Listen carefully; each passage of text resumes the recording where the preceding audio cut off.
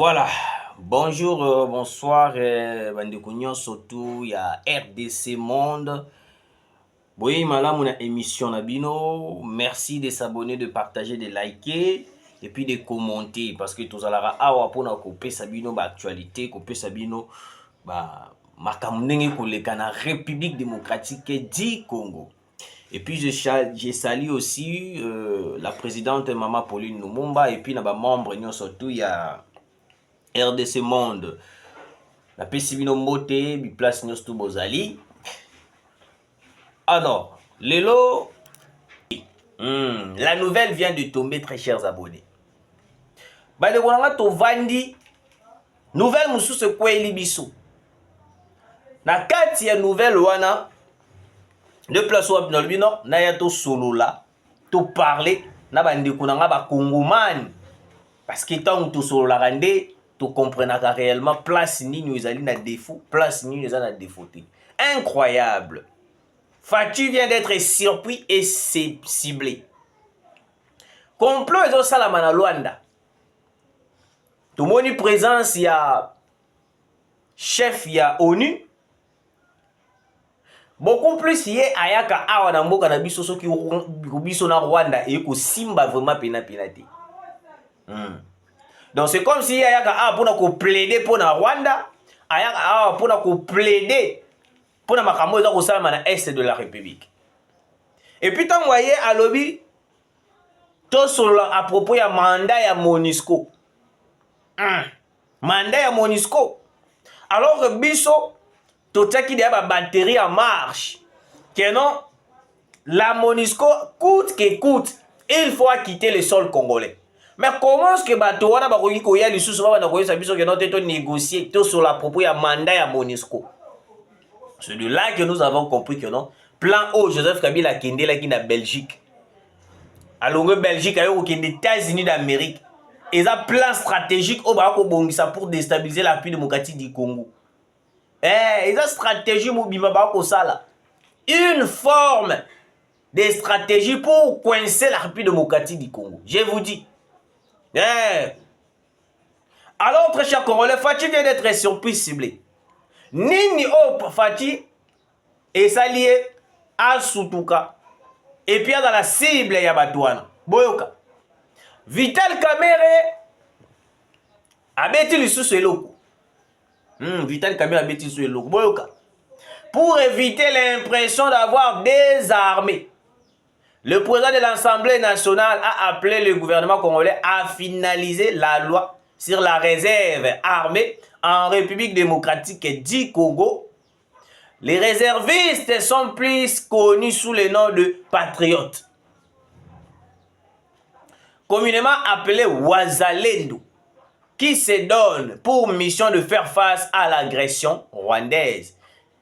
Il a déclaré ce lundi 16 septembre 2024 à l'occasion de l'ouverture de la session ordinaire. Cette session essentielle est consacrée aux matières budgétaires, a fait savoir le speaker de l'Assemblée nationale. En réalité, Vital Kamerhe a commis la posa à bloquer les Wazalendo. La même forme d'idée au Bintou Keïta yela kibiso. Na ebito soki boko comprendre de mambo mukinde.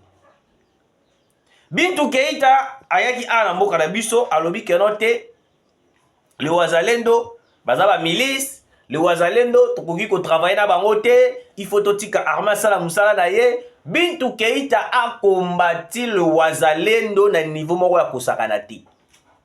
Bintou Keïta moko ya MONUSCO. Alors aujourd'hui, on a tout fait pour que les Wazalendo va maintenir position à Bango.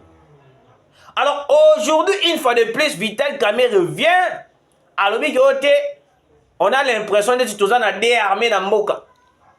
Qui vous dit que non, tous en a déarmé dans Mboka? N'est-ce pas, vous ne voyez pas que non, c'est une complicité pour créer les bisous pour que déstabiliser la République démocratique du Congo.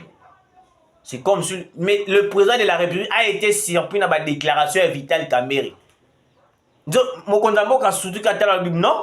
c'est que Vital Kamerhe a préparé contre la République démocratique du Congo, ou peut-être que éviter.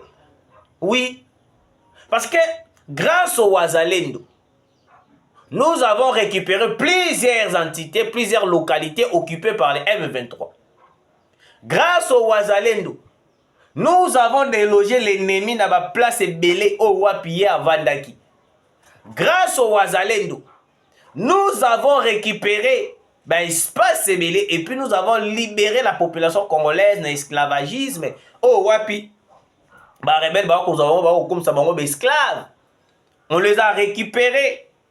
Mais Vital Kamerhe vient par des déclarations en disant que nous avons des armées dans Mboka. Écoutez, vous savez, très chers Congolais, nous sommes au Congo. La RDC est menacée. Comme la RDC est menacée, il y a des gens à tout prix, plan na bango, stratégie na bango, ils allaient renverser Kinshasa, renverser la République démocratique du Congo. Boyoka, Vital Kamerhe a en effet salué les efforts du gouvernement consentis sur le plan militaire et son implication dans le processus de Luanda. A salué place wana a lobby o esengela ki aloba a pesi ba argument na ye tout. Nous suggérons que le gouvernement dans cette démarche noble adopte une stratégie qui sera enrichie par les honorables députés nationaux et par l'Assemblée nationale mettant l'accent sur les volets militaires, humanitaires, économiques, social, diplomatique et politique suivant le plan de désarmement des groupes armés qui sera un véritable défi à la fin de la guerre. Wana makambo Vital Kamerhe lobby.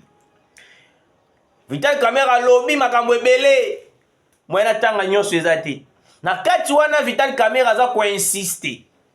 A lobby coûte que coûte, il faut changer forme. To tikala na armée moko. Parce que tu ne jamais garder ba Wazalendo. Parce que tout ça le rôle la neti to komi la déarmé. Cette déclaration que Vital Kamerhe a fait à Maramouya déarmé a mis en forme mususu. Oui, il a essayé de tromper la vigilance des Congolais. Pourquoi j'ai dit ça? Bintou Keïta tangu ya yaka pona makambo ba Wazalendo. Ya lobaka keno baza ba milice. Lokola baza ba milice, totika armée asala musala na ye. Totika armée asala musala na ye. Tolongola ba Wazalendo tobenga na bango totika banani ba FRDC. Tobunda ti jusqu'à ce que to convainca bango totika na ba Wazalendo. Pourquoi bakomi ko attaquer seulement le Wazalendo? Nazo expliquer bino malembi avant na kota na ba sujet mususu. Parce que ba sujet ezali belé, soki misatu mobimba, soki 3 mobimba. Boza na bino calme. Ba Frank Diongo banani ba. Boza la calme. Alors, bazo telemela le Wazalendo parce que grâce au Wazalendo, FARDC bako sengela bango cesser le feu. Pendant que tozalaki na Chine, les États-Unis d'Amérique a sengaki sous cesser le feu. Oui, les États-Unis d'Amérique a sengaki sous cesser le feu. Sikoyo, souci na bango ezalini. Il faut moto moko azali kati na bango moko aiba na kotelemela makamba ba Wazalendo parce que dans l'Assemblée nationale soki kaka ba telemeli likamba Wazalendo ba voter yango et que eleki très cher Congolais, la RDC va partir. Parce que depuis que Vital Kamerhe est président de l'Assemblée nationale, tout le monde place moko te ba soulever point moko ya makasi na kata point wana visant à a une évolution ya makambo ezali na est de la République. Tout le monde a ngoté à part bah, $1 million oh ake Canada ake kosala ba ake kosala mais c'est bon. Ils ont pu avantager pour la RDC oui, mais ils ont un impact côté pour la population congolaise au bazali na est de la République. Ils ont un impact côté. Oui. Sikoyo boyoka. Tango sikoyo bakoya kosala nini? Bakoya ici ba wazalendo. Vital Kamerhe pa bazi basali makambo nyonso to bakoya ici ba wazalendo.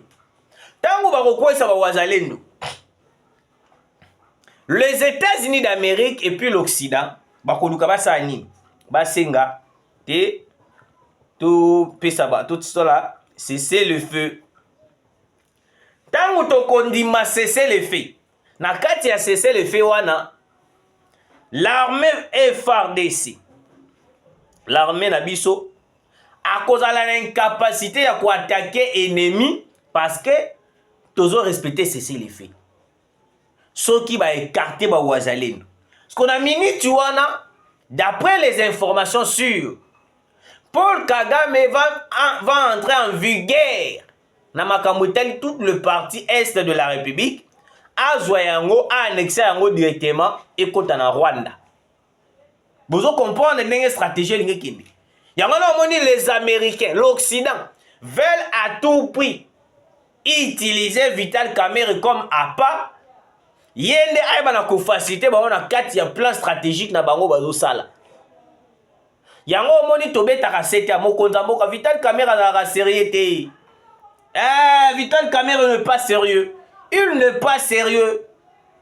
Parce que s'il était réellement sérieux, il n'allait jamais combattre le Wazalendo au Wapi. Parce que tant l'armée bandait pour respecter cesser les faits, c'était le Wazalendo qui combattait à la place de l'armée congolaise, qui combattait pour libérer nos mamans, nos frères, nos papas qui étaient pris par l'esclavagisme de l'armée rwandaise. Alors quand vous visez à détruire ce Wazalendo encore, pensez-vous que dans cette guerre, nous allons les vaincre parce que dans la minute où nous avons les armes, nous avons tout ce que nous avons, mais les problèmes sont que non, par rapport au processus, le processus demande un cessez-le-feu. Par exemple, un cessez-le-feu demandé par exemple par les Occidentaux. Ceux qui ont respecté cessez-le-feu, vous monitez que non, tout la protection les autres. Oui, parce que les M23 ne respectent pas le cessez-le-feu. Et ils vont commencer à se renforcer. Tant que se renforcer, nous de notre côté, nous allons perdre des localités, nos mamans tuées, violées. Donc Vital Kamerhe, ce qu'ils ont plan déjà préparé contre la République démocratique du Congo, sachez-le très bien, nous n'accepterons jamais. Oui, tu ne dis jamais qu'on combattre le Wazalendo, alors que tous avons conscience avec ces Wazalendo, nous avons récupéré plusieurs entités. Parce qu'on combattre sur le Wazalendo. Au monité que nous devons participer dans plein ennemis. Nous devons participer dans la stratégie américaine. Parce que les Américains soucient dans les alliés. Il y a espace vide. Parce que dans la minute où ce qui espace est mon année à vide, il y a une déclaration directement annexée par Tuana Maman et Koumi na Rwanda. Oui. Parce que Paul Kagame dans la minute où il y a une source de force cité. Ada les choses na manière peut-être que l'autre ah ndenge zaboye soutien manka ces ali boye soutien ezali sous-souté. Les Américains se sentent incapables de soutenir même Paul Kagame. Parce que ceux qui disent bongo baza incapable. Et bongo sikoyo yo moko munduki makambo Paul Kagame osala nini contre la République démocratique du Congo. Osala nini. C'est grave pour Vital Kamerhe. Parce qu'on n'a pas de bons dirigeants au Wapi bazo protéger Mboka na biso. Boyoka, Franck Diongo, enfin déshabillé. Tweet moko ya Franck Diongo a commis. Mais eloke kamwi singe ça que non, comment est-ce que tweet ya Franck Diongo? Les M23 ont commencé à republier bah tweet ya Franck Diongo. Hein? Hein? Boyoka. J'incarne le courage de nos ancêtres. Là, c'est Franck Diongo. Je dénonce sans complaisance les crimes de Tshisekedi. Je me suis demandé quel crime que Tshisekedi a commis pour que Tshisekedi crime. Je ne suis pas de l'IDPS, hein? Je ne suis pas de l'IDPS. Naza juste un moto oiseau ça l'analyse normal, mais je ne suis pas de l'IDPS. Peut-être beaucoup voulez voir dans un IDPS. Non, je ne suis pas de l'IDPS. Le même tweet, namoni yango na page ya ba M23. Na kombo ya Sungira Mireille. Yepe a publié yango. A commis voici un courageux Congolais qui dénonce les crimes de Tshisekedi. Après bazu batini na yewa. Konga na mituni question.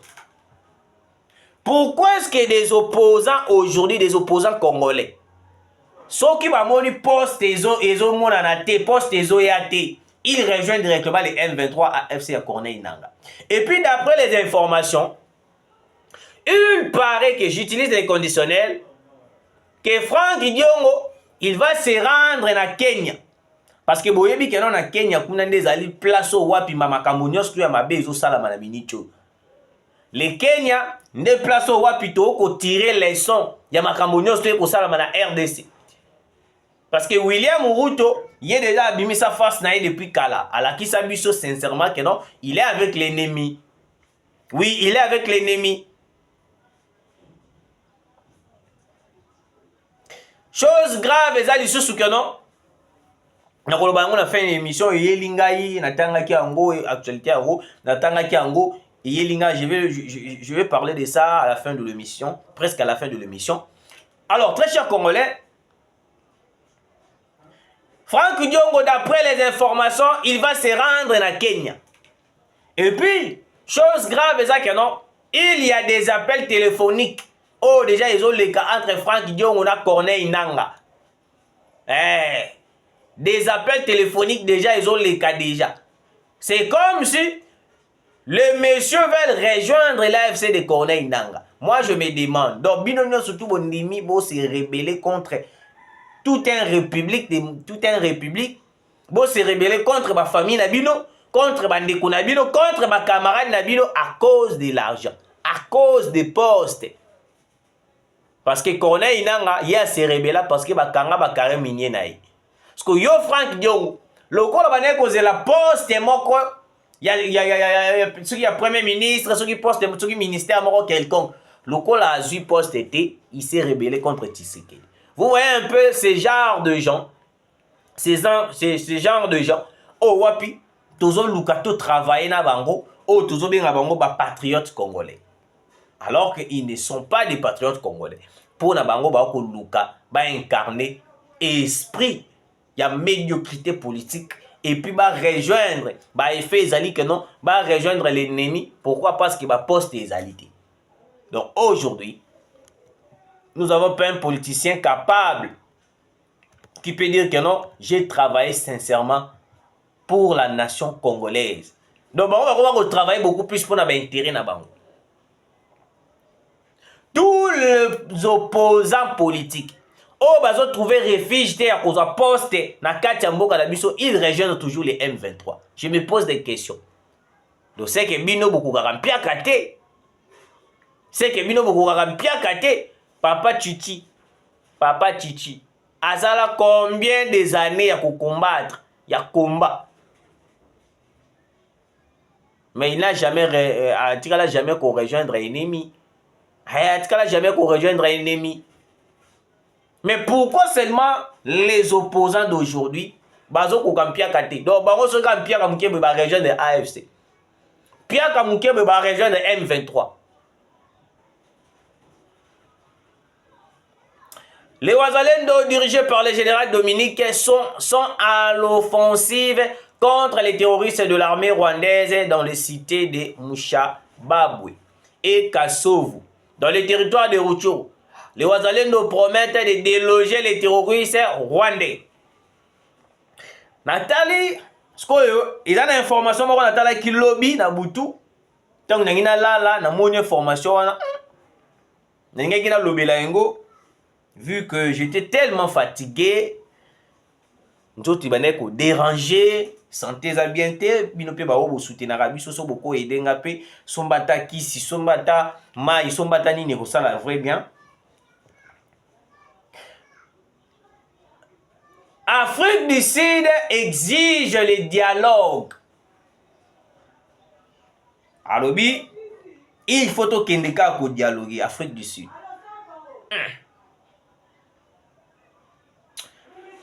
Ce n'est plus clair.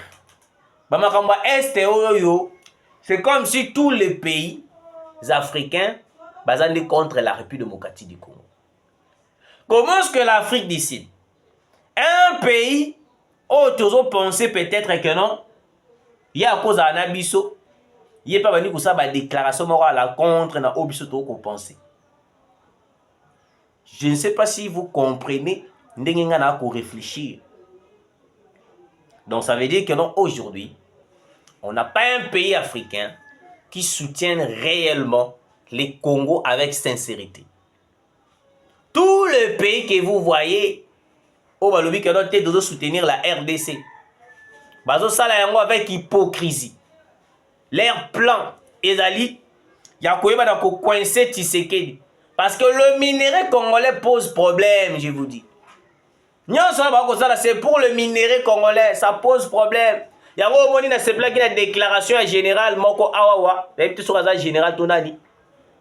Alors, l'ennemi a outil Libanda et pas nabino a bomi, a violé, boutique et pas qu'il n'habité, ennemi wana ye a bomi bino a salmino maramamabe, il faut azonga na cercueil. Donc, azonga na kata cercueil, azonga derrière Rokufa. Ils ont dit que biso to kozong sakaba Rwanda mort, bibembe na Rwanda.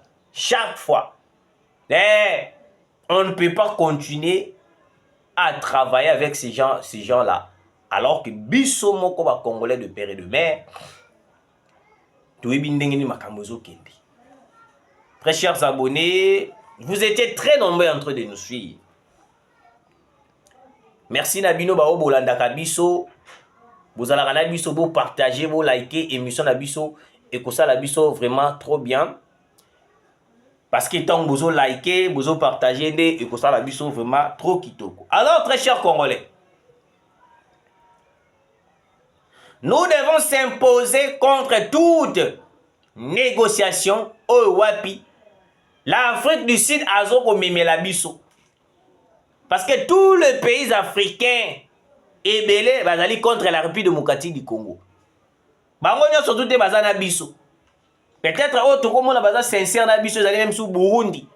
Mais le reste est dans l'Angola, bazali na biso te. Bazali ba hypocrite. Bazali ba to ba ko travailler avec l'ennemi faisant semblant d'être comme si bazana biso non, des hypocrites. Tolanda bangote. Baza ba hypocrite, je vous dis. Le Congo n'a pas besoin de gens oh bazo trahir, bazo banabiso, tozanabino, alors que surtout PC mon Congo bozo trahir biso. Le Congo n'a pas besoin de ce genre de personnes. Le Congo a besoin de gens oh wapi réellement nous travaillons avec complicité, avec sincérité. Tobi misaelo comment quoi malam non de travailler. Toko travailler le rôle en ndeti. Le président de la République Félix Antoine Tshisekedi, depuis qu'il a BRICS na Chine, tout le pays qui est en complicité avec l'ennemi va commis mal à l'aise. Afrique du Sud à Cyril Ramaphosa. Il y a des gens qui faut attaquer vraiment l'ennemi, faut tout ça, mais faut tout ça. Mais le jour où ma colonel en Rwanda, le discours est changé. Problème, il faut qu'on solo là. On avait déjà compris votre part de responsabilité dans ma cambo surtout. Merci, abonné à RDC Monde et puis merci de partager et puis na maman présidente Pauline Lumumba ou azo kolanda biso depuis quelque part et puis na ba membre surtout à RDC Monde, continuez de s'abonner, de partager et que ça la biso vrai bien tout tani mbala siba.